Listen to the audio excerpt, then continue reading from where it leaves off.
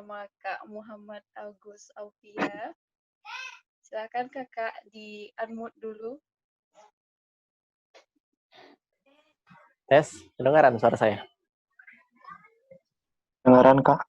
Kedengaran jelas. Oke. Kak, silakan perkenalan dulu. Oke, baik. Bismillahirrahmanirrahim. Assalamualaikum warahmatullahi wabarakatuh. Semoga semuanya dalam keadaan sehat walafiat ya, tentunya baik itu di Indonesia, di India, ataupun mungkin ada ya yang mengikuti kegiatan ini di luar dari dua negara ini.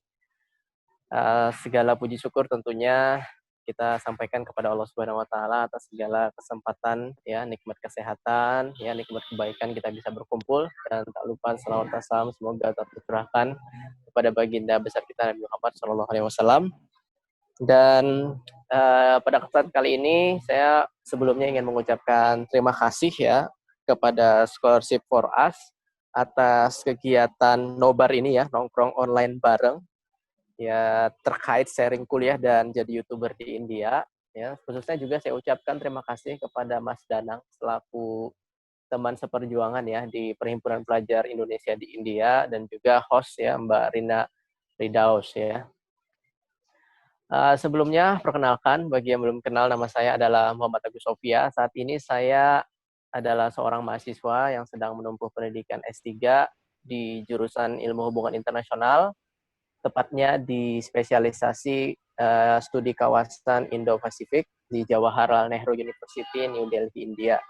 Alhamdulillah status saya sudah tidak single alias sudah menikah, dikaruniai 2 anak perempuan ya, masih kecil-kecil. Dan saya berasal dari Kalimantan Selatan ya, Waktu itu saya merantau sejak setelah SD untuk sekolah SMP, setara SMP ya. Waktu itu Madrasah Tsanawiyah dan SMA di Pondok Pesantren Modern Islam As-Salam, tepatnya di Solo, Jawa Tengah. Lalu lulus tahun 2008, lanjut ke S1 Hubungan Internasional di Universitas Muhammadiyah Yogyakarta. Alhamdulillah lulus tahun 2012 pertengahan. Lalu dalam waktu setahun saya mencari sedang mencari S2 nih mau kemana gitu ya. Alhamdulillah setelah setahun saya magang di UMY mencari pengalaman kerja, akhirnya saya memilih untuk studi antara 2 di Universitas Gadjah Mada, dan yang kedua adalah di Jawaharlal Nehru University yang saat ini saya sedang berada di India. Ya, alhamdulillah atas takdir Allah ya, ternyata GNU lah yang lebih cepat menyampai istilahnya yang menjadi tempat berlabuh saya, dan akhirnya untuk S2 dan S3 sampai sekarang saya berada di India. Nanti saya ceritakan secara lebih detail. Ini lanjut atau saya serahkan kembali nih setelah perkenalan kepada host?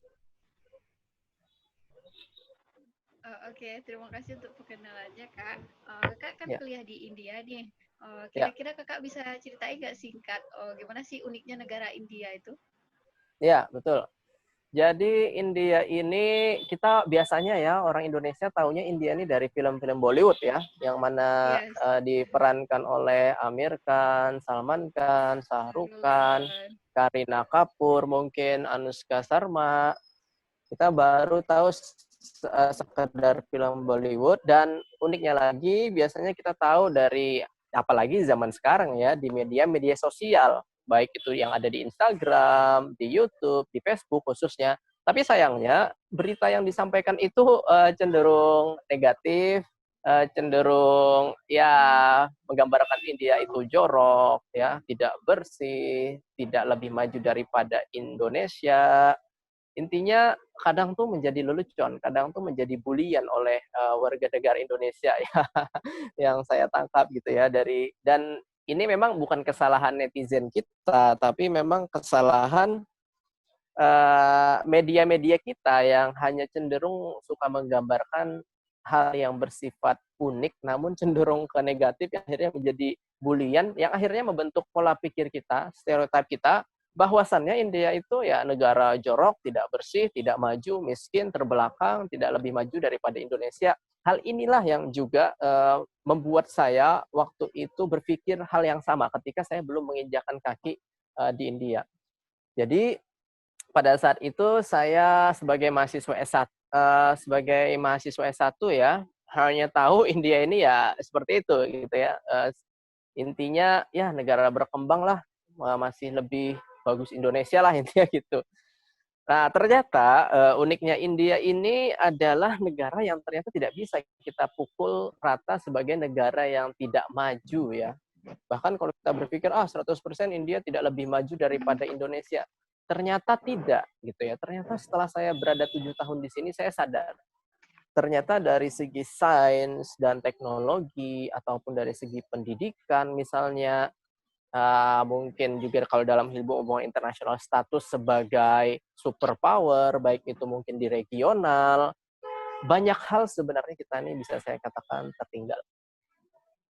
Dan hal ini juga disampaikan oleh para tamu-tamu saya, mulai dari para pejabat, ya, para pengusaha, ataupun sekedar berwisata mereka, ya, bahkan yang studi banding dari Universitas Indonesia datang ke India, mereka setelah datang dan melihat baru sadar, Mas, ternyata memang kita tertinggal dari India.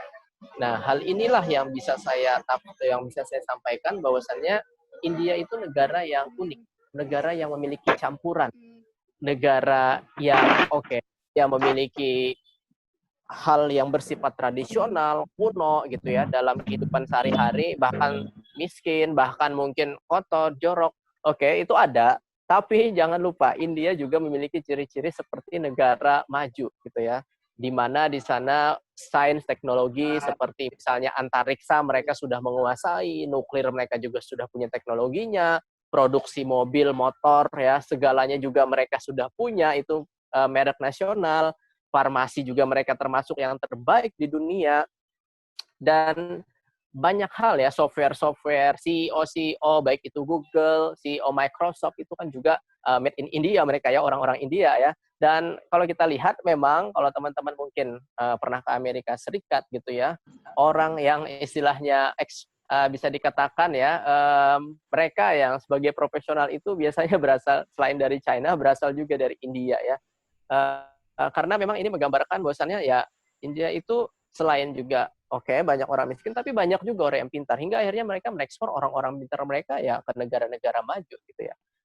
Jadi inilah suatu keunikan India itu sendiri ya. Dan memang keunikan India ini juga bisa kita lihat ya dari segi kehidupannya ya, yang bisa dilihat di Instagram gitu ya. Beberapa hal yang di luar nalar kita, logika kita itu kadang terjadi di India ya. Jadi itu merupakan bagian dari kebudayaan, kebiasaan ataupun norma yang ada di mereka gitu ya. Bahkan misalnya kita juga mengenal ada sistem kasta, itu juga masih ada di India gitu ya. Dan kompleksitas ya, mereka itu kan memiliki identitas yang banyak dari segi kasta. Seseorang itu ya di India itu memiliki identitas yang banyak dan kuat ya. Pertama dari segi agamanya yang kedua dari segi kastanya, yang ketiga dari segi asal daerahnya, yang keempat dari segi bahasanya ya, yang kelima dan keenam mungkin dari segi status sosial ekonominya. Ini yang benar-benar ya menjadi tantangan tersendiri ya. Dan ingat salah satu keunikan di India adalah negara dengan populasi muslim terbesar di dunia, nomor 2 setelah Indonesia. Dan ingat nanti di tahun 2050 kemungkinan besar berdasarkan penelitian India akan menjadi negara dengan mayoritas muslim terbesar di dunia dan bahkan menjadi negara dengan populasi terbesar mendahului China itu sendiri ya. Karena memang di sini program KB ya tidak terlalu digalakan ataupun tidak terlalu masif seperti yang ada di China itu sendiri. Dan juga salah satu keunikannya India ini juga adalah negara yang bisa kita lihat secara pendidikan juga masuk ya 10 besar sebagai penerbit jurnal terbanyak di dunia. Dan kita juga tahu beberapa mereka yang meraih Nobel juga berasal dari India. Dan secara militer juga mereka kuat ya, masuk dalam 5 besar bahkan saat ini. Sehingga sekali lagi ya, untuk tidak kita itu apa ya, ternina-bobokan ya dengan apa yang di media sosial itu gitu ya, yang mana cenderung menggambarkan India negatif. Justru kita harus banyak belajar. Saya pikir itulah salah satu keunikan India.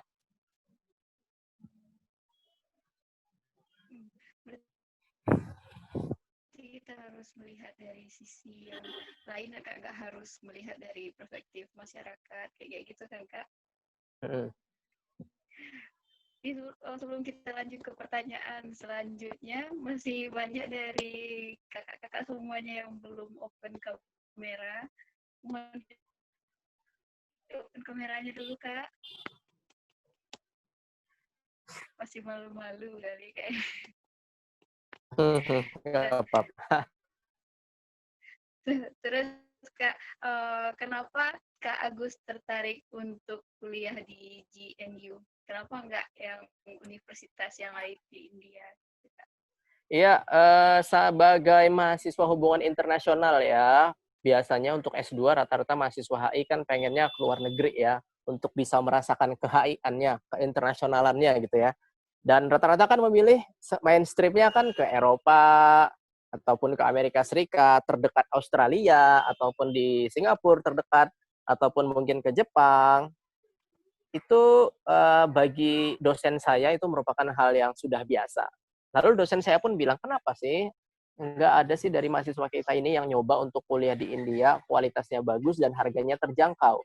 Waktu itu kebetulan saya memang tidak ngeh ya dan merasa tidak pantas lah ya untuk mendapatkan beasiswa. Berhubung waktu yang juga singkat, akhirnya saya putuskan mencari browsing, tek, tek, tek, tek, oh ada nih kampus hubungan internasional yaitu di Jawaharlal Nehru University. Dan ternyata biayanya pun juga tidak berbeda jauh dengan apa yang ada di Universitas Gajah Mada ya. Jadi saya berkuliah di India ini sampai sekarang bisa dikatakan sebagian besar dengan biaya sendiri. Nah, akhirnya saya coba daftar dan seperti yang saya sampaikan tadi, India khususnya di JNU memberikan respon lebih dulu. Akhirnya saya putuskan untuk membuat paspor karena saya sudah terima LOE, Letter of Acceptance. Saya bikin paspor, saya juga mendaftar untuk visa saya. Ya, akhirnya, oh ya saya lupa ya. Akhirnya saya berangkat ya dengan menjual motor gitu ya dan juga bekal dari orang tua saya. Waktu itu untuk SPP saya bayarnya $600 ya. Jadi $600 itu kalau waktu dulu mungkin sekitar 7 juta ya, 7 juta hampir ke 8 juta. UGM waktu itu satu semester juga 8 juta. Akhirnya saya pilih ke India. Kenapa India? Sekali lagi, mungkin suatu saat saya jadi akan makhluk langka karena saya HI di bidang mungkin yang memiliki keahlian bidang Asia Selatan, memiliki keahlian mungkin terkait India yang ke depan menjadi superpower, bahkan memiliki hubungan baik dengan Indonesia gitu ya. Dan memang terbukti sih kayaknya hanya sedikit sekali ya mahasiswa yang mengikuti jejak seperti saya saat ini gitu ya. Dan juga tak kalah penting ya, saya bisa mendapatkan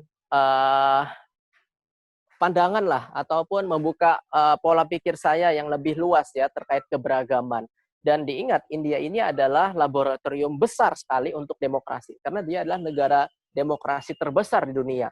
Sehingga kebijakan-kebijakan pemerintah ya dengan kompleksitas yang ada itu kita bisa pelajari gitu ya dan melihat masyarakat yang ataupun tantangan dalam memerintah yang bisa dikatakan dari beberapa sisi memang lebih berat daripada Indonesia saya lihat sehingga bisa menjadi laboratorium, bisa menjadi contoh kalau ada kebijakan yang baik kita ambil, kalau ada kebijakan yang kurang pas kita jadikan itu sebagai pembelajaran ya. Jadi itulah yang membuat saya tertarik di India ya. Selain juga sampai sekarang saya menjadi bisa dikatakan makhluk langka ya, mahasiswa Indonesia berkuliah ke India. Sebab pertanyaan pasti gini, loh kok kuliah ke India ya? Padahal kan India negaranya nggak sebagus, semaju Indonesia gitu. Itu selalu pertanyaan yang muncul gitu ya. Dan ternyata saya tuh sangat beruntung.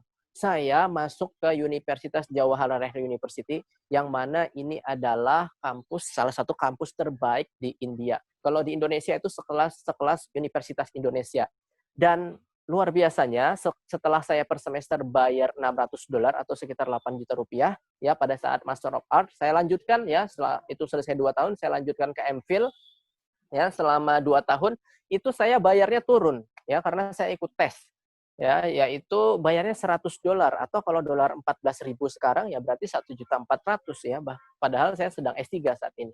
Ini menjadi hal yang luar biasa selain saya bisa mendapatkan profesor yang luar biasa. Profesor di kampus saya itu menulisnya itu luar biasa. Mereka tuh bukan lagi penerbit yang tingkat nasional, tapi udah penerbit kelas internasional seperti di Oxford University, ya penerbit Oxford University, Palgrave Macmillan, Penguin, ya. Yang mana ketika salah satu dosen Universitas Indonesia mampir ke kampus saya, itu terkejut. Wah, luar biasa. Ternyata dosennya udah bisa nulis ke penerbit internasional ya, padahal di Indonesia kan jarang seperti itu. Kurang lebih begitu.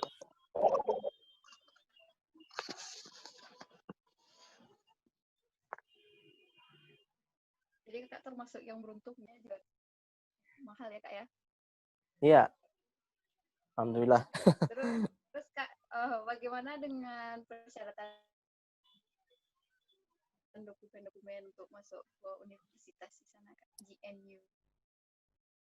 Iya, pada saat itu ya saya mendaftarkan untuk biaya sendiri ya. Untuk dokumen itu semuanya harus diterjemahkan pastinya ke dalam bahasa Inggris, diantaranya fotokopi paspor, ijazah juga, dan lebih baik kalau ijazahnya itu sudah dilegalisir, lalu transkrip nilai juga sudah dilegalisir.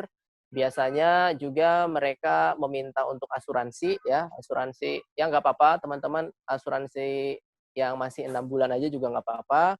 Habis itu saya juga mengumpulkan ini ya bukti surat kesehatan ya dari sebuah laboratorium bebas HIV. Lalu waktu itu saya juga mengirimkan rekomendasi ya, dan juga pastinya kita mengisi formulir dan mengirimkan bank draft. Bank draft ini uang pendaftaran lah ya, yang bisa kita buat di bank. Waktu itu saya bikin di Bank BNI sekitar $25 waktu itu saya bayarkan. Akhirnya itu saya jadikan dalam sebuah dokumen ya, lalu saya kirim dari Yogyakarta menuju ke India langsung ya, diposkan waktu itu pakai TNT. Alhamdulillah ya mereka memberikan respon bahwasannya saya diterima. Jadi dokumennya yang diperlukan itu ya waktu saya mendaftar S2.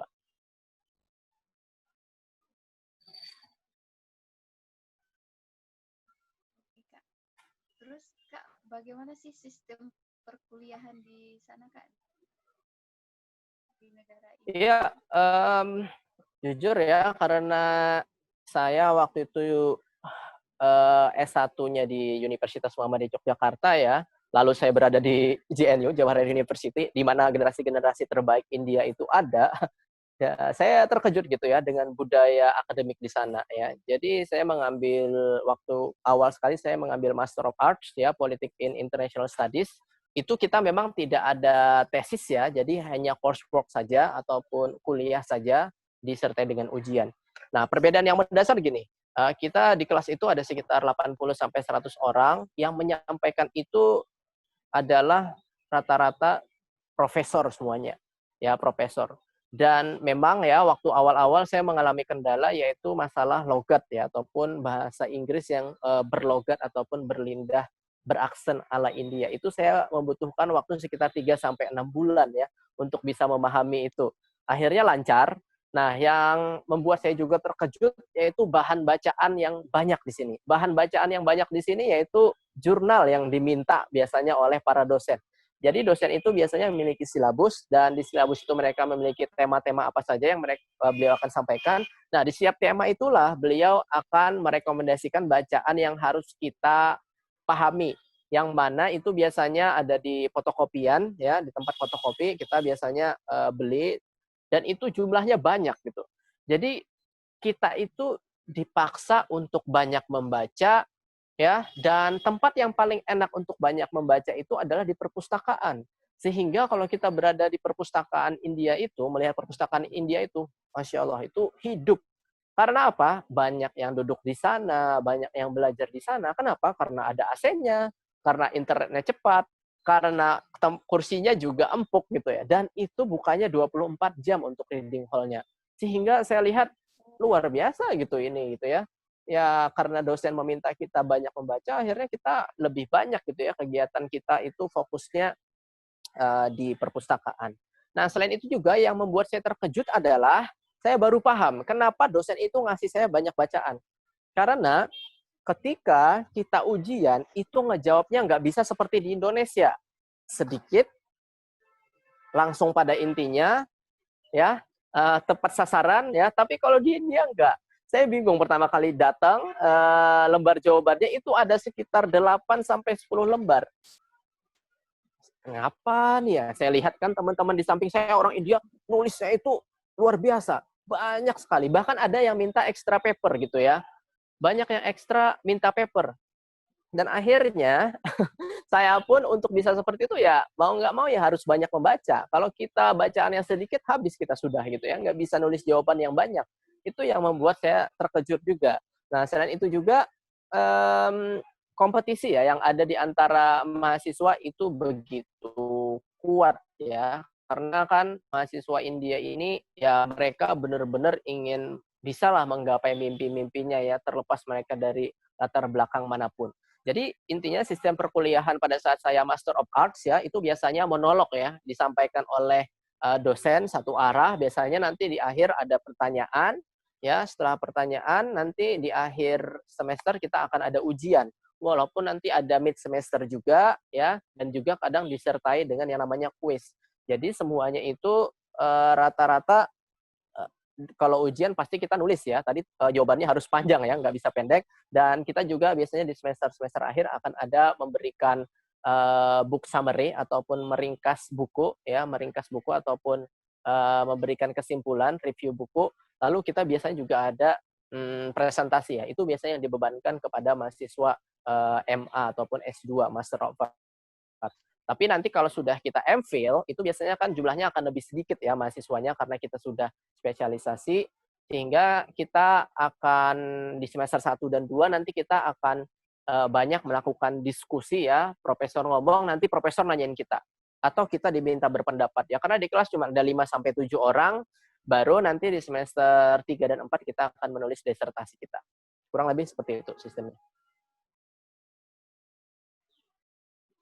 Berarti kita harus banyak baca, harus banyak nulis ya, ya kan Kak? Iya, betul. Boleh dong Itu Kak yang saya diajarin rasa. dikit bahasa Indianya Kak, diajarin dikit gimana sih? Kami cuma tahu namaste, kuci-kuci hutahe, kayak gitu. Iya, sebenarnya saya pun juga hanya sedikit ya bisa bahasa Hindi ya, karena memang di kampus itu rata-rata berbahasa Inggris kan ya. Tapi saya mencobalah ya untuk belajar bahasa Hindi. Kalau kita pengen bilang iya, itu paling gampang tuh. Iya itu bahasa Hindinya acha ya, acha. Kalau bahasa lainnya bisa juga kalau yang halus ji, ji. Atau kalau bahasa agak kasar ataupun biasa aja ha, itu artinya iya. Kalau enggak pasti udah tahu ya, enggak ya, nehi. Nah, itu. Ini aja deh itu yang gampang diingat nah Kak. Terus Kak, Kakak kan sekarang nih juga sebagai seorang YouTuber di sana. Hmm. Kira-kira awal mula Kakak tertarik jadi YouTuber itu gimana? Ya, itu kalau nggak salah di tahun sekitar 2 ataupun 3 tahun yang lalu ya. Hal itu terjadi ketika saya bersama istri saya. Waktu itu alhamdulillah sudah membawa istri ya. Itu istri saya bilang, "Kenapa sih nggak bikin aja YouTube kecil-kecilan memperkenalkan India kepada eh, para penonton lah ya warga Indonesia."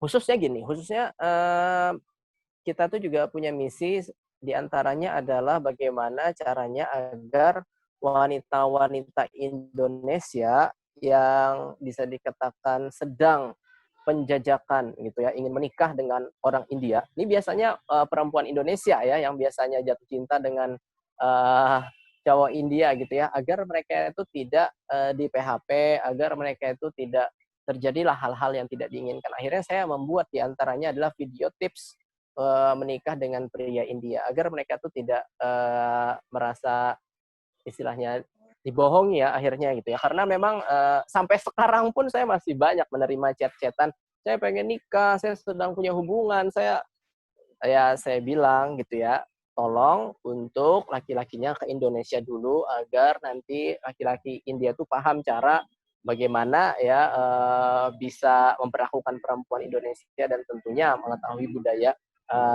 Indonesia itu sendiri. Jadi itu ya yang menjadi fokus saya pertama kali waktu itu.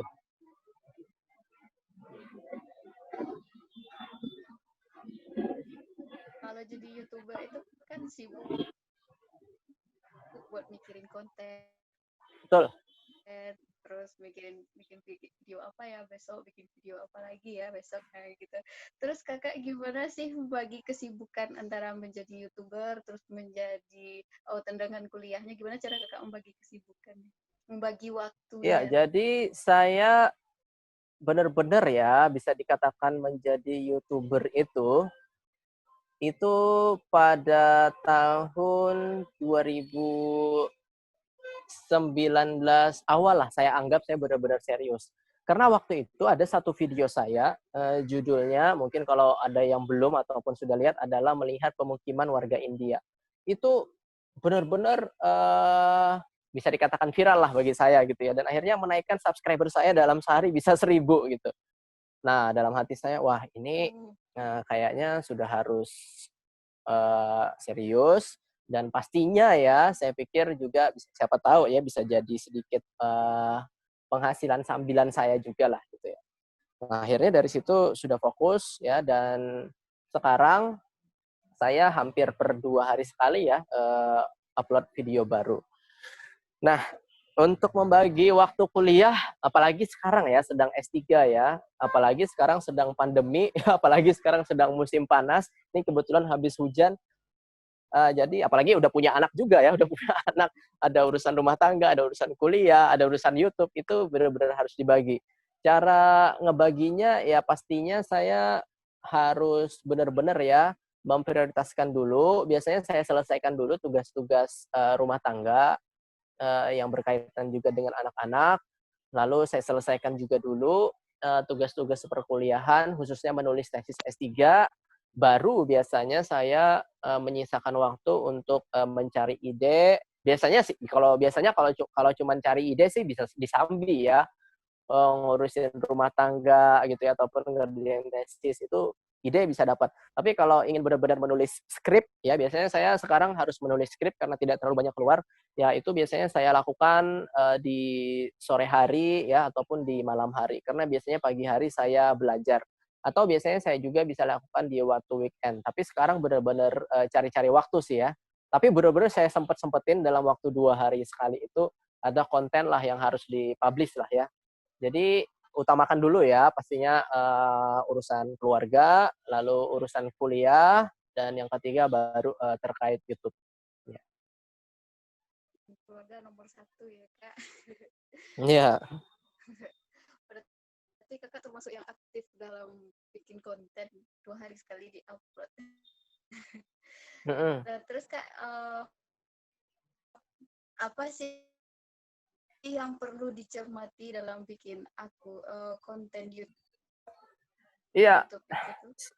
Sebenarnya kalau saya nakal ya, kalau saya jadi YouTuber dalam tanda kutip nakal, iseng ya, itu saya bisa mencari celah untuk keuntungan saya sendiri, ya, untuk AdSense saya naik, untuk channel saya banyak subscribernya lebih fenomenal lagi, itu bisa saja saya nakal ataupun iseng dengan selalu mencari video yang menyudutkan, ya, yang mencari hal-hal negatif, mencari hal-hal yang jorok, mencari hal-hal yang buruk ya tentang India yang mana mohon maaf ya saat ini masih banyak disukai segmentasinya oleh warga kita ya di Indonesia.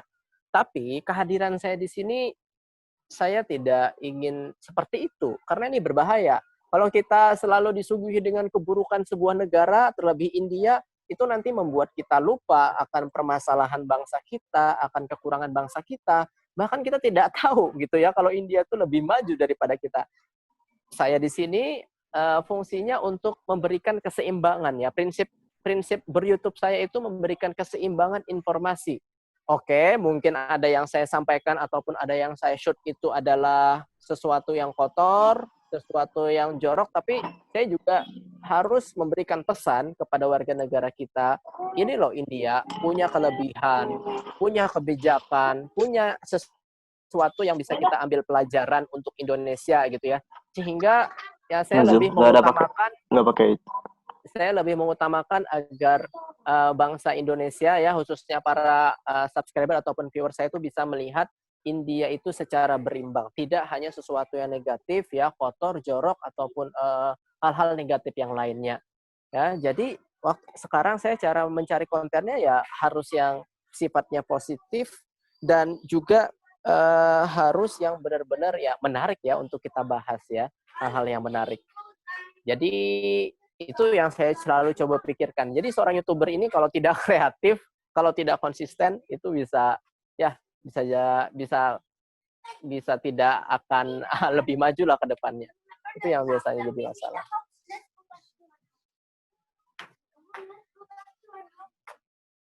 Terus suka dukanya menjadi mahasiswa sama sekaligus menjadi YouTuber itu apa kira-kira, Kak? Kalau dukanya menjadi mahasiswa itu sebenarnya sedih juga ya kalau diceritakan ya. Dulu saya benar-benar membutuhkan waktu adaptasi yang luar biasa ya, selama waktu 3 bulan pertama di India, 3 bulan, 6 bulan pertama. Saya dihadapkan dengan makanan yang benar-benar jauh dari makanan yang enak di Indonesia. Saya dijauhkan dari cuaca yang seenak di Indonesia, karena kan di India kan panas-panas banget, dingin-dingin banget. Terus juga orang di sini juga tidak halus orang di Indonesia ya, secara budayanya. Saya juga tidak bisa hal-hal yang enak lah di Indonesia itu semuanya hampir hilang ya waktu itu ya. Dan akhirnya ya perlahan saya akhirnya bisa menyesuaikan ya, walaupun memang sampai sekarang ya kita masih menemukan ya ada kerinduan ya dengan banyak hal ya tentang Indonesia, makanannya, suasananya, cuacanya gitu ya. Itu sih kalau suka duka ya. Dan sebagai mahasiswa kita juga harus benar-benar kerja keras ya di sini ya. Tidak lain ya selain untuk diri sendiri juga untuk bangsa kita ya. Itu yang selalu saya pikirkan ya. Saya ya terpaksa ya harus meninggalkan rasa malas ya, ngantuk. Saya pengen tidur juga sebenarnya, tapi ya harus kita tahan. Saya juga pengen nikmatin hal-hal lah yang bersifat media sosial ataupun jalan-jalan, menjalankan hobi. Itu ya harus kita tahan sih selama menjadi mahasiswa ya, kalau kita benar-benar. Nah, kalau sebagai YouTuber, suka dukanya adalah ya kita harus siap ya menerima yang namanya saran ya, kalaupun kita ada kekurangan. Saya ingat sekali awal-awal video saya itu khususnya yang tentang pemukiman masyarakat India ya. Itu bisa dikatakan banyak sekali yang entah itu ngebully, entah itu ngasih masukan. Saya banyak melakukan repetisi ya kata-kata teman-teman ya, walaupun sekarang juga masih ada. Tapi dengan adanya itu kan kita jadi tahu kekurangan kita ya. Dan akhirnya lama-kelamaan kita karena sudah sering tampil di YouTube ya, insya Allah lah ya public speaking kita akan jadi lebih baik. Jadi kita harus siap terima kekurangan, dan pastinya ada haters ya, itu ataupun yang tidak suka dengan kita itu pasti ada. Tapi saya pikir ini bukan berarti mereka sebenarnya tidak suka. Saya pikir hanya miskomunikasi ya. Mungkin karena mereka kurang paham apa yang kita maksud, mungkin mereka juga belum tahu tentang India yang sebenarnya. Karena kan mereka berbeda jauh dengan saya. Mereka mungkin belum pernah ke India, saya sudah 7 tahun di India. Sehingga mungkin miskomunikasi itu yang membuat ada seorang yang suka dengan kita, ada juga seseorang yang belum mungkin menyukai kita ya, mungkin butuh waktu saja. Itu sih yang harus kita garis bawahi ya, suka dukanya. Kalau sukanya ya alhamdulillah ya, kita akan memperluas jaringan kita pastinya, dan kita senang lah ya omongan kita tuh didengar dan berbagi kebermanfaatan dengan yang lainnya.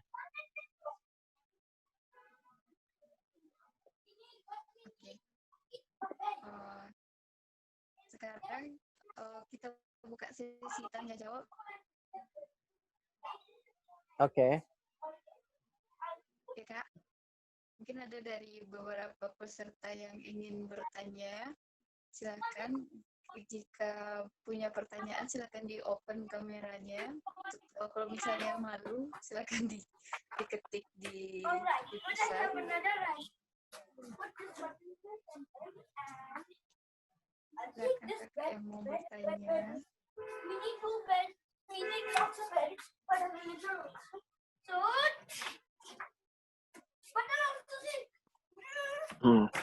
Kak, izin bertanya. Silakan. Ya. Perkenalkan, saya Imam dari Pendidikan Teknik Mesin.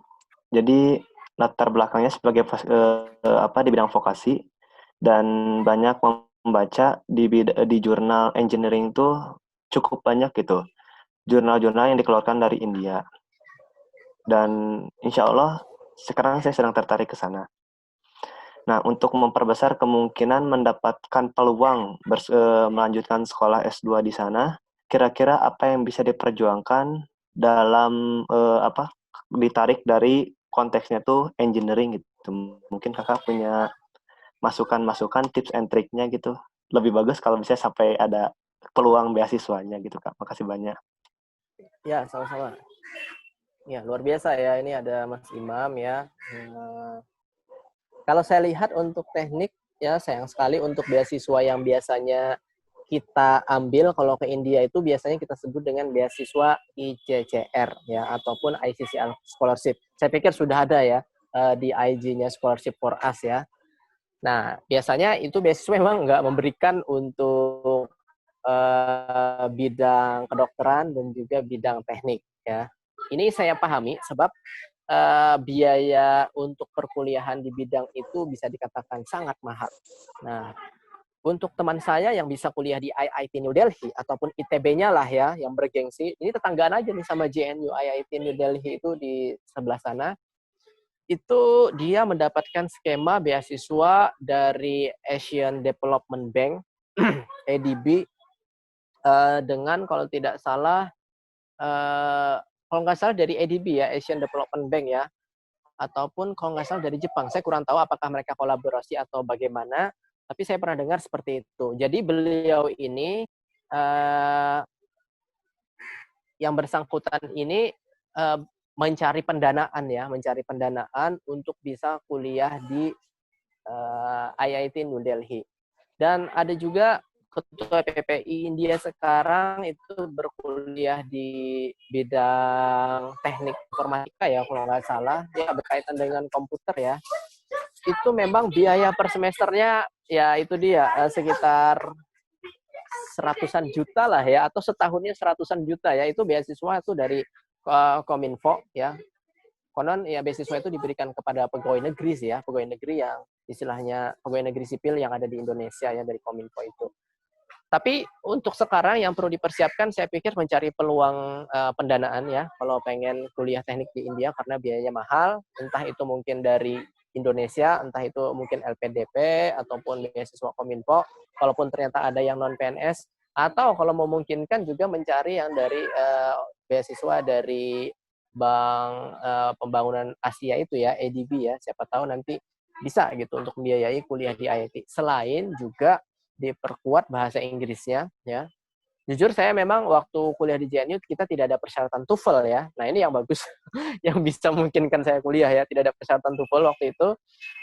Akhirnya dengan bahasa Inggris yang pas-pasan ya saya berjuang juga waktu itu ya, berjuang juga. Dan apalagi ya, saya pikir itu ya, dan selain memperkuat kemampuan kita sendiri tadi ya, yaitu dia mencari informasi untuk pendanaan beasiswa kita. Gitu, kurang lebih, Mas Imam. Oke, gimana Mas Imam? Masih ada pertanyaan? Sebenarnya ada sedikit lagi gitu. Kan tadi disebutkan bahwa per semesternya itu cukup tinggi gitu, sampai ratusan. Tapi untuk biaya kuliah sendiri, UKT kalau kan di Indonesia tuh. Kalau UKT sendiri atau biaya semesternya itu kisarannya berapa ya Kak? Kalau boleh tahu gitu. Atau mungkin Kakak tahu gitu. Makasih. Wah, saya belum tahu saya belum tahu itu terkait biaya per semesternya ya, karena dibedakan loh ya antara biaya untuk mahasiswa lokal India dengan mahasiswa asing. Dan biasanya kita mahasiswa asing bayarnya berlipat-lipat daripada mahasiswa di India. Nah, itu yang saya tidak pahami. Tapi saya pernah dapat informasi dari triple IT yang ada di Bangalore, itu ya itu tadi disampaikan oleh Mas Randy ya, selaku Ketua PP India sekarang, biayanya bisa mencapai seratusan juta rupiah untuk setahun atau per semesternya, kalau tidak salah. Tapi nanti mampir aja deh ke websitenya. Siapa tahu juga di situ ada informasi beasiswa juga gitu ya, ataupun sekedar informasi berapa biayanya yang IIT New Delhi. Yang terkenal juga ada IIT Mumbai, IIT Roorkee. Orang yang kuliah di sana ya itu memiliki masa depan yang bagus, dan biasanya perusahaan multinasional ya, entah itu Microsoft, Google dan kawan-kawannya, pasti mereka mencari lulusan yang dari sana. Terima kasih banyak, Kak. Semoga terwujud ya. Amin. Saya doain. Amin. Terima kasih banyak, Teh. Bisa lanjut kuliah di tempat yang diinginkan. Amin. Amin. Amin. Udah, selanjutnya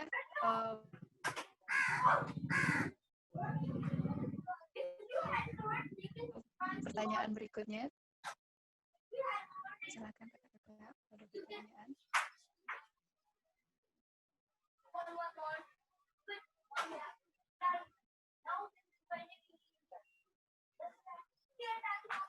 Kalau malu open kamera boleh di-chat, Kak. Atau di-unmute.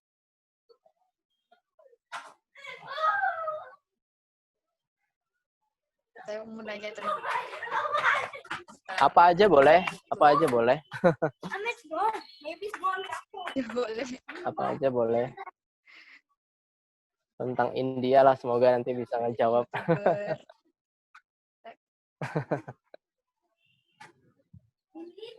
Tapi gini ya, saya Kak Aini. Boleh saya sedikit nambahin ya, tapi cita-cita saya bukan jadi YouTuber loh ya. Boleh, Kak. Jadi hanya sekedar sambilan saja. Jadi memang cita-cita saya itu pengen menjadi seorang akademisi ya, sekaligus negarawan. Anggaplah YouTuber itu sebagai sambilan ataupun hobi aja lah ya, untuk berbagi informasi.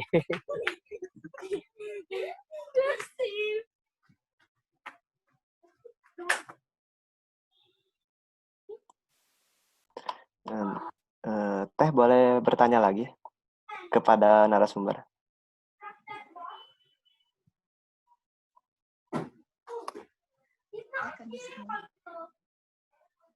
Izin bertanya kembali.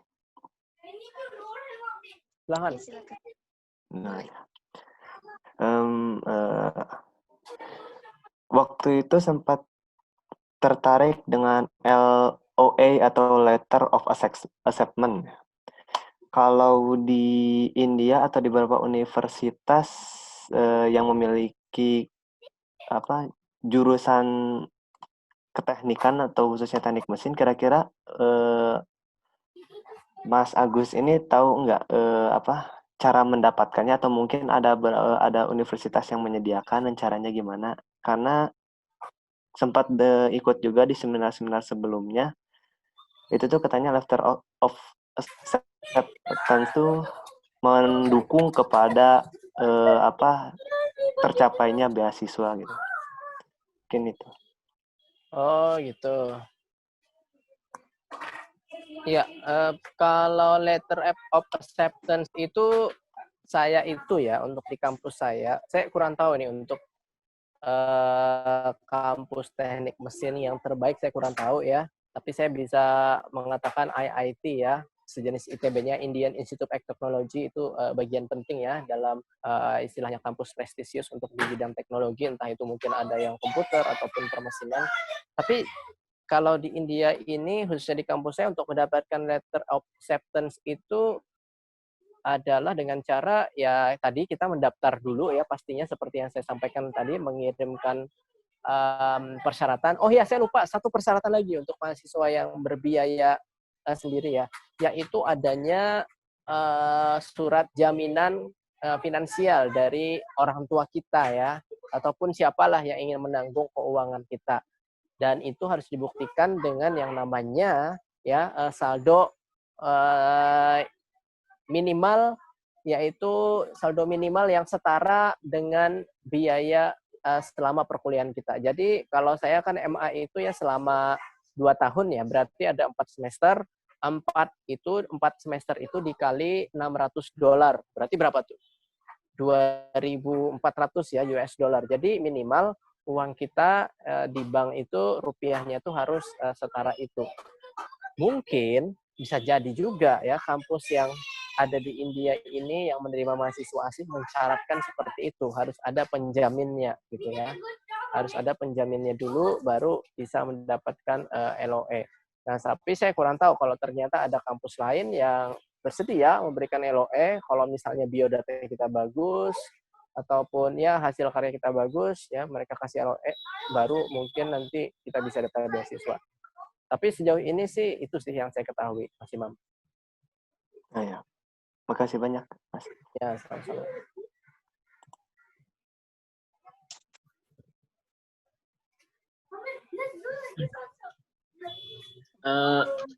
Saya mohon izin, saya mau nanya kepada narasumber. Silahkan. Silakan, Kak. Orangnya nih ya. Oh iya, ini perkenalkan, nama saya Damar. Saya siswa SMA di saya seorang siswa SMA. Mungkin yang mau saya tanyain ini, saya manggilnya Mas aja ya Mas atau Pak? Iya. Ya, Mas. Masih muda Pak saya.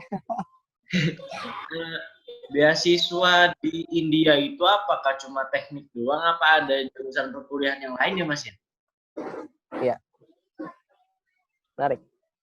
Jadi Ya. untuk beasiswa yang ada di India ini yang biasanya lazim diberikan itu adalah ICCR Scholarship atau kita tulis biasanya ICCR Scholarship. Jadi beasiswa ini adalah beasiswa dari pemerintah India ya, dibuka setiap tahun dan kuotanya untuk mahasiswa Indonesia adalah kalau tidak salah 20 orang. Beasiswa ini untuk S1, S2 dan juga S3 ya. Namun mereka hanya memberikan beasiswa untuk bidang rata-rata yaitu ilmu sosial ya atau dan juga ilmu bahasa. Jadi biasanya setahu saya ya untuk ilmu sains dan kedokteran termasuk teknik itu tidak termasuk gitu ya untuk beasiswa ini ya. Mungkin mengingat biayanya mahal. Nah, nanti saya sarankan kalau ingin daftar beasiswa ini bisa informasinya ke Scholarship for Us atau ada teman saya juga yang benar-benar membuka informasi terkait tips dan trik ya terkait beasiswa ini di @pasporkuliah. @pasporkuliah itu ada di Instagram ya. Jadi @pasporkuliah disambung aja semuanya. Itu beliau Mbak Rahma Awardi ICCR memberikan informasinya ya. Jadi beliau dari S1 ya, beliau dari SMA lalu beliau ambil S1 ya di India. Oh ya, beliau ngambilnya ilmu biologi ya. Ada berarti sains ya. Mikrobiologi ya, mikrobiologi. Ya, berarti ada lah sedikit sains ya, tapi tidak sains yang benar-benar menuju ke kedokteran gitu ya. Itu masih bisa ternyata. Nah, jadi biasanya bisa di-update terus informasinya di setiap awal akhir tahun atau awal tahun biasanya dibuka. Gitu. Persyaratannya biasanya ada TOEFL. Ya, persyaratannya biasanya ada TOEFL ya. TOEFL-nya apa saja boleh dicoba ya untuk dari lembaga mana, lalu pastinya ijazah ya. Kalau ada transkripnya juga disampaikan.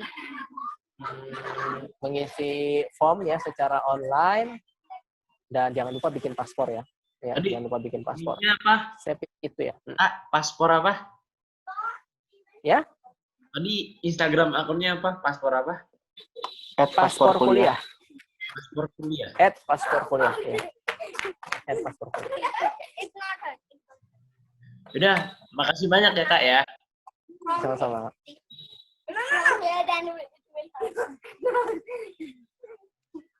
Oke, terima kasih Selanjutnya, Kak, ini ada pertanyaan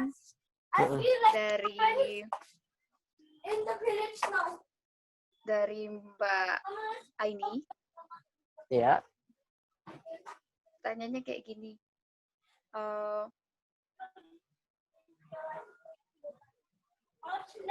kalau untuk lulus doktoral di sana, ada nggak syarat publikasi jurnal Scopus juga, Kak? Kalau misalnya publikasinya sebelum S3, gimana? Masuk dihitung juga nggak? Oke, terkait jurnal Scopus ya. Jadi kalau di kampus saya, khususnya seperti saya ini ya, posisinya S3 ya, itu memang selain tesis yang harus kita kumpulkan, itu minimal ada satu jurnal ya, research publication, lalu ada itu minimal satu harus kita kumpulkan terkait bidang kita, dan yang kedua adalah, kita harus mengikuti minimal 2 seminar ataupun 2 konferensi. Itu memang tidak ada yang mensyaratkan untuk Scopus, tapi untuk research publication itu harus yang diakui oleh University Grand Commission of India. Jadi itu sejenis Kemendikbud lah. Jadi mereka tuh sudah punya list jurnal-jurnal apa saja sih yang di dalam negeri ya, minimal itu yang diakui. Jadi itu yang harus saya daftarkan ya untuk jurnal saya nanti ya. Kalau untuk Scopus memang tidak ada permintaan itu. Tapi kalau bisa sepertinya juga oke-oke aja sepertinya ya. Oke, Kak. Terus ada pertanyaan dari Mbak Bella. Pertanyaannya kayak gini, Kak.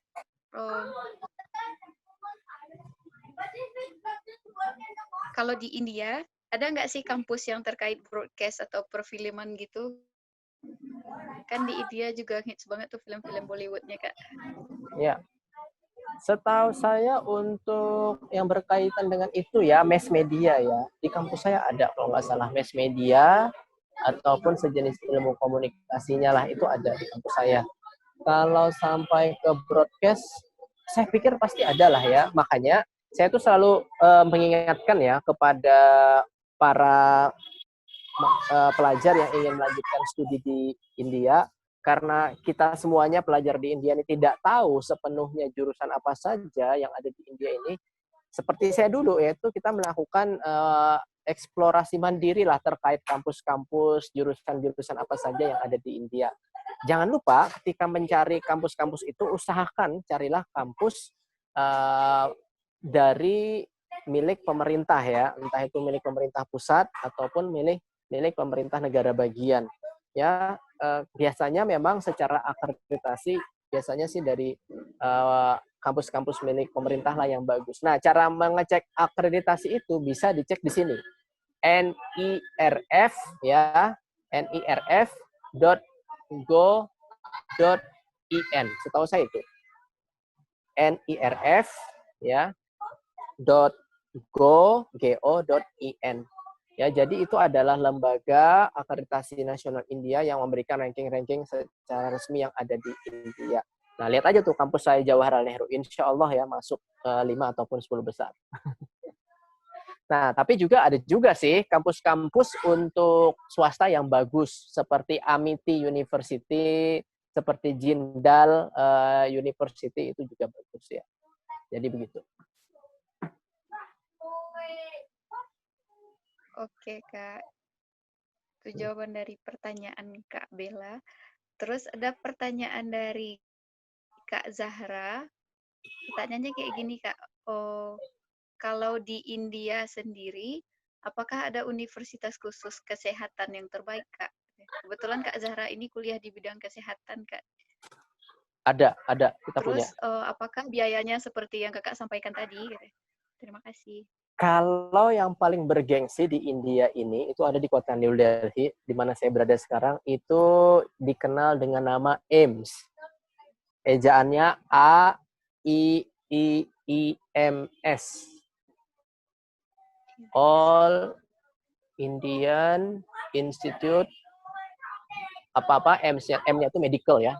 Jadi AIIMS ini adalah bisa dikatakan sekolah kedokteran lah yang bisa dikatakan memiliki nama besar di India, sebab mereka juga memiliki rumah sakit, dan memang rumah sakitnya ini punya pemerintah, dan itu biayanya murah banget ya untuk orang India, walaupun memang antrinya lama. Dan biasanya ya dokter-dokter spesialis, subspesialis. Jadi setelah spesialis itu biasanya kalau di kedokteran kalau nggak salah ada subspesialis. Itu beberapa dokter kita saya pernah ketemu itu mengambil prakteknya di India. Maklum ya, bahan uji cobanya banyak daripada di negara-negara Eropa yang orangnya sehat-sehat semua gitu ya. Jadi beliau mengambil di situ, dan saya sarankan kalau ingin bisa, ini kedokteran India ini maju ya, farmasinya maju, kedokterannya maju. Bayangkan ya, sekarang India ini menjadi pusat turis kedokteran ya, medical tourism ya. Jadi kan orang Indonesia sejauh ini kan taunya kita tuh kalau berobat yang sulit-sulit seperti transplantasi ginjal, transplantasi hati, itu kan mohon maaf ya, di Indonesia belum bisa. Ya belum bisa dikatakan belum bisa, hingga akhirnya ya dokter spesialis mata yang ada di Batam ya, itu melakukannya di India. Kalau beliau melakukan di China, itu biayanya kurang lebih 1,5 miliar. Belum biaya hidupnya.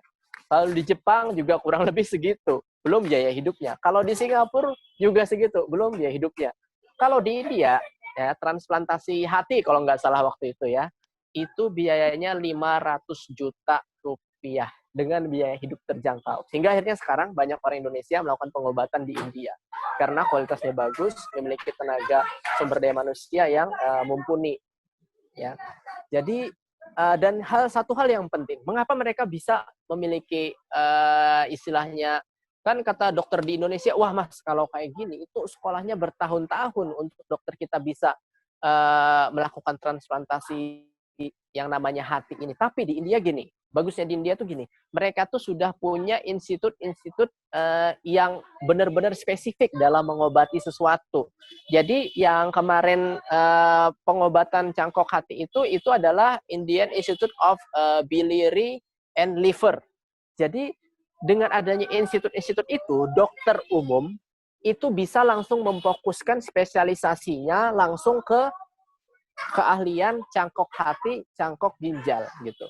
Itu yang akhirnya membuat mereka tuh memutus waktu untuk kuliah yang sangat lama gitu ya, menjadi kuliah yang benar-benar lebih singkat daripada yang ada di Indonesia untuk spesialisasi. Itu saja sih, semoga bermanfaat. Intinya coba cari-cari aja, tapi yang paling bergengsi AIIMS itu. All Indian Institute, All Indian, pokoknya ada medicalnya gitu ya. Tapi saya kurang tahu mahasiswa asing apakah ada yang berkuliah di sana gitu ya, dan biayanya saya juga belum tahu. Sebaiknya dicekkan.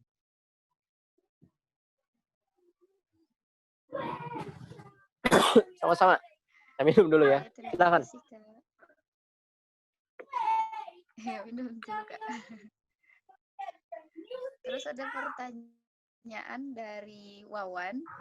Katanya kalau Wawan pertanyaannya kayak gini Kak, gimana sih cara kita memotivasi diri kita sendiri untuk bisa belajar ke luar negeri katanya Kak. Wawan kebetulan baru tamat S1 tapi kayak semangat di diri dia buat lanjut S2 itu tuh kurang katanya Kak. Jujur, cara saya untuk bisa menjadi seperti ini tidak lain karena cita-cita ya. Jadi kalau seseorang itu memiliki cita-cita, memiliki target, memiliki tujuan yang jelas ya, insya Allah kalau kita memiliki kemauan itu yang kuat, insya Allah jalan itu akan dibukakan. Pernah salah seorang filosof Iran mengatakan seperti ini, apa yang engkau cari sebenarnya dia sedang mencarimu. Gitu. Jadi kalau misalnya kita pengen jadi seorang dokter, jadi sebenarnya ya profesi dokter itulah yang akhirnya mencari kita gitu untuk menjadikan kita seorang dokter. Jadi sebenarnya apa yang kita inginkan, maui, targetkan, cita-citakan itu yang istilahnya memberikan kekuatan tersendiri bagi saya. Ya, saya sendiri ingin menjadi seorang akademisi, ingin menjadi seorang negarawan, ya. Setelah menjadi akademisi ingin jadi negarawan, entah jadi menteri, duta besar, presiden. Saya berharap seperti itu. Ya, akhirnya itulah yang mengantarkan saya. Selain juga, saya juga sebenarnya ya terdekat ya, selalu memperbaiki masa depan saya, keluarga saya. Ya juga saya ingin ada kemajuan lah untuk bangsa Indonesia. Yang mana jujur selama saya di India, ya, ternyata kita banyak tertinggal ya. Jadi saya berharap ke depan bisa memberikan kontribusi buat Indonesia agar kita bisa setara atau bahkan lebih baik daripada di India ya. Seperti itu yang membuat dorongan yang kuat lah bagi saya. Kalau bukan saya, siapa lagi yang akan memajukan bangsa bersama generasi-generasi Indonesia yang lainnya yang juga memiliki kesempatan yang luar biasa. Satu hal lagi yang saya pikir penting ya untuk bisa mewujudkan ini, mungkin bisa jadi batu loncatan ya bagi yang ingin kuliah dengan biaya sendiri tapi tetap murah di India. Ada nama kampus yaitu Aligarh Muslim University. Aligarh Muslim University ini posisinya di Uttar Pradesh, di kota Agra, sekitar 3 jam dari sini. Biaya kuliahnya itu khususnya untuk ilmu bahasa sosial ya, itu bayangin, kita tuh dari awal sampai akhir bayarnya itu cukup ya. Ini rata-rata S1 sih mahasiswa kita di sana dan memang terbanyak di sana. Mereka habis SMA lanjutin di sana. Itu biaya S1-nya itu cukup dengan membayar sekali kuliah aja bayarnya gitu. Selama S1 segitu bayarnya, yaitu 14-15 juta sampai 20-an juta itu sampai selesai. Nah, mungkin memang ada bayaran peritilan gitu ya, tapi kecil gitu. Tapi intinya bayarannya segitu sampai selesai. 14 juta, 15 juta, ya 20 juta itu sampai selesai. Itu kan murah banget kalau kita bandingkan daripada S1 di Indonesia rata-rata gitu ya. Itu mungkin bisa jadi batu loncatan untuk nanti S2, S3 di India. Semoga mimpi ini semoga ini menginspirasi lah untuk bisa kuliah di India sampai nanti kita sampai S3 gitu. Demikian. Oh ya, saya sudah ada videonya juga ya, nanti bisa ditonton. Demikian.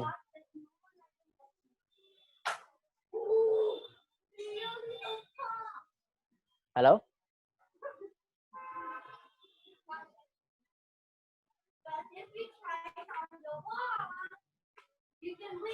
Ada pertanyaan lagi nggak?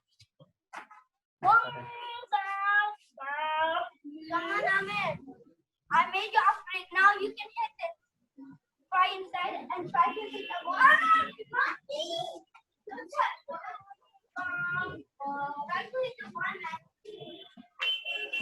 Try to hit it. Halo?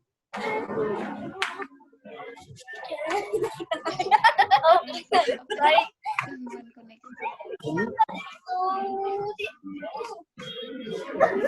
Terus ada pertanyaan dari salah satu bertanya, apakah boleh mahasiswa kerja part time jika memiliki waktu luang kalau di India tuh Kak?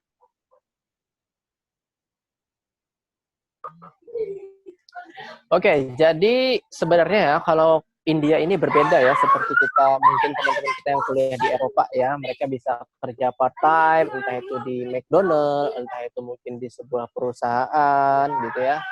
Berhubung India ini adalah negara yang masih banyak rakyatnya ini membutuhkan pekerjaan, sehingga bagi pemegang visa pelajar itu tidak bisa kerja sambilan ya di perusahaan ataupun di McDonald, di Pizza Hut gitu ya, kayak gitulah, kayak teman-teman kita di Eropa gitu ya, itu nggak bisa kayak gitu. Kalau ketahuan bisa kena sanksi nanti gitu ya. Tapi biasanya dikasih peringatan dulu. Soalnya pernah ada kejadian mahasiswa Indonesia kerja di sebuah perusahaan yang membutuhkan tenaga yang bisa bahasa Indonesia untuk telepon ke Indonesia ya. Biasanya untuk market research. Nah, itu ketahuan sama pihak imigrasi India, itu langsung dikasih peringatan. Ya, untungnya nggak langsung di blacklist. Tapi, nah nih dulu saya gini. Jadi saya itu dulu itu waktu S2 itu MA ya, waktu MA saya tuh dikirim 1 juta rupiah per bulan. Itu itu pas-pasan karena emang biaya kuliah di kampus saya kan, karena saya tinggal di kos-kosan, bukan kos-kosan, di asrama mahasiswa, itu jadinya biayanya sangat terjangkau gitu. Jadi saya cukup bayar untuk makan di asrama itu 500.000 rupiah.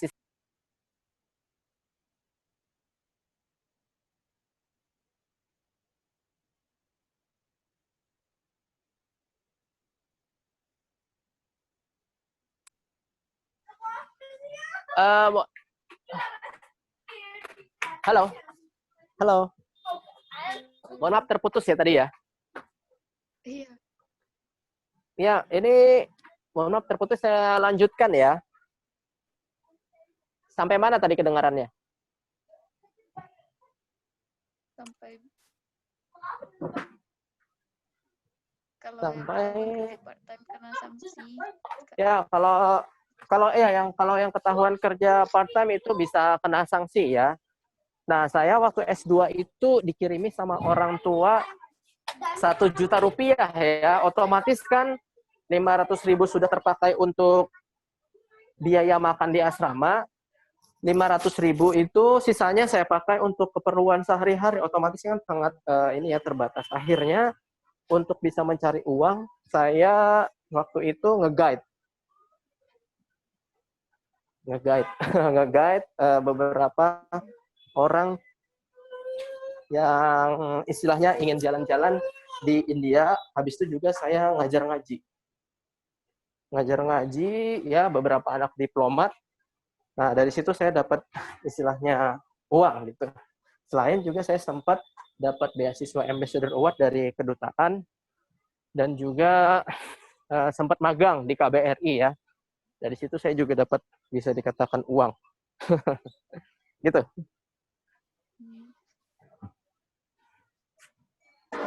Tapi biasanya juga ada yang minta ini ya, proyek-proyek untuk terjemahan ya bahasa Indonesia. Itu kan nggak ketahuan biasanya ya. Itu juga bisa kita kerjakan. Demikian.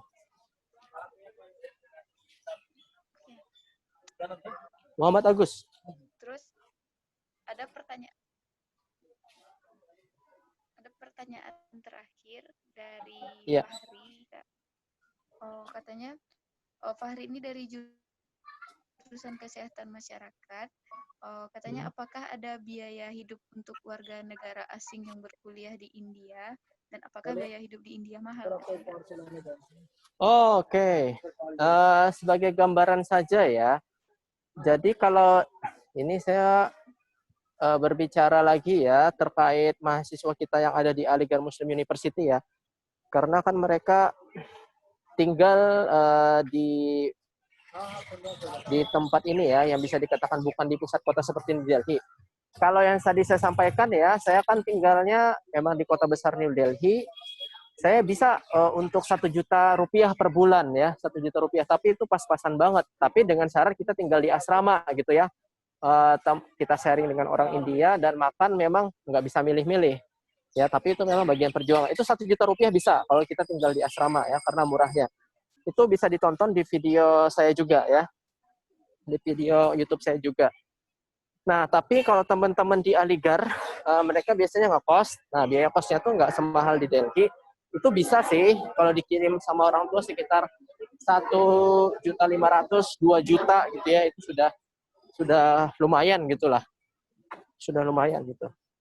Saya sudah bagikan video di YouTube terkait berapa sih biaya hidup di India. Bisa ditonton nanti.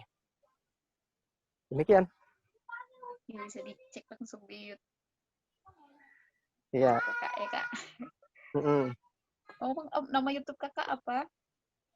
Nama saya sendiri ya, yang tertera di ini ya, di Zoom kita ini, yaitu MOHD gitu, Agoes Aufia. Jadi ini adalah nama YouTube saya. Jadi segala yang berkaitan tentang India itu ada.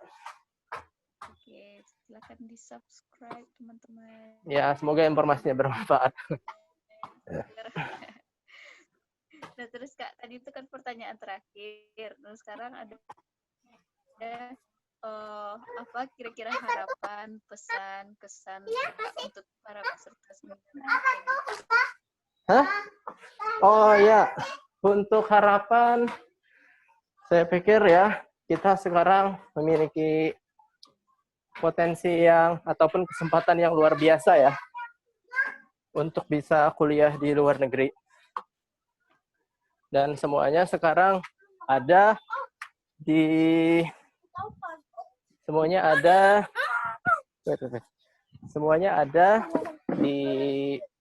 internet ya, bisa kita dapatkan ya informasinya. Itu bisa kita ambil ya, bisa kita manfaatkan sebesar-besarnya untuk kesempatan itu. Selain itu juga, saya pikir semangat ya yang perlu dipupuk ya. Semangat yang perlu dipupuk agar kita itu memiliki keberanian untuk kuliah di luar negeri. Dan semangat itu biasanya baru bisa kita dapat dengan kita memiliki cita-cita ya yang terarah, yang besar ya. Itu akan menguatkan kita lah untuk mengantarkan menuju ke cita-cita kita itu sendiri. Demikian ya, semoga segala keinginan bagi mereka yang ingin berkuliah entah di India ataupun di luar negeri manapun ya, itu bisa terwujud dan nanti bisa memberikan kontribusi yang baik ya untuk kemajuan bangsa kita dalam 10 tahun, 20 tahun, 30 tahun ke depan. Demikian. Oke, intinya tuh jangan pernah menyerah sama mimpi gitu ya, Kak. Ya, betul. Jangan pernah menyerah. Mohon maaf ya. Nah, kita udah hampir di penghujung seminar kita. Untuk para peserta boleh dong di open kamera foto bareng.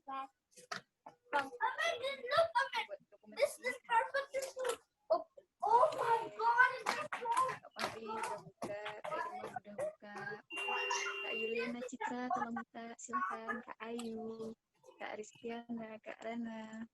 Jangan lupa foto ya. Ya, kita foto. Silakan di open kameranya dulu Kakak semuanya.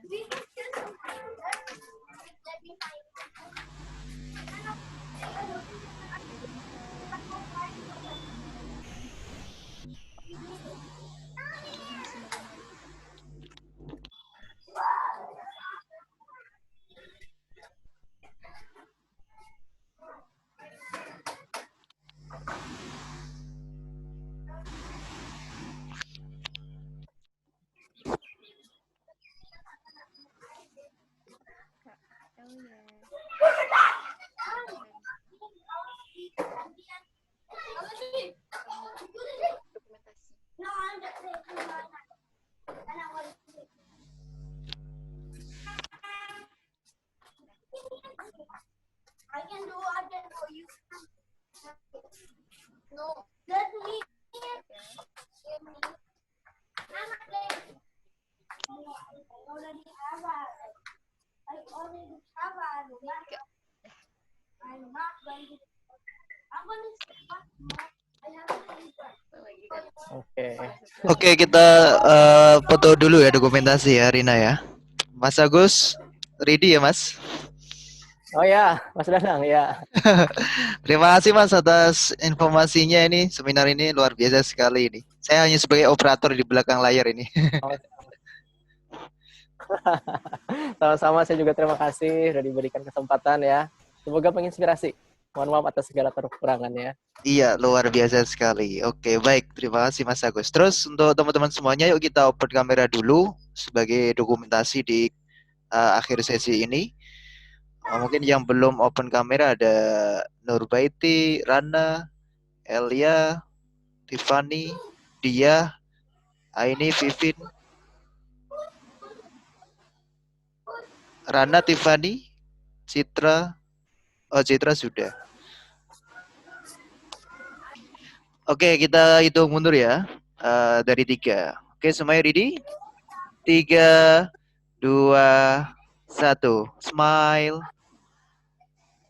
Oke, lagi. Nah.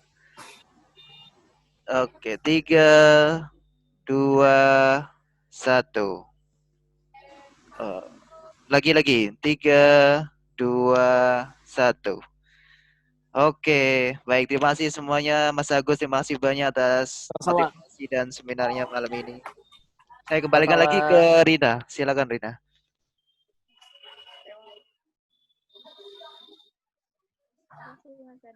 Terima kasih Mas Agus untuk ilmunya yang sangat bermanfaat. Terima kasih Sama-sama kepada para peserta seminar online semuanya.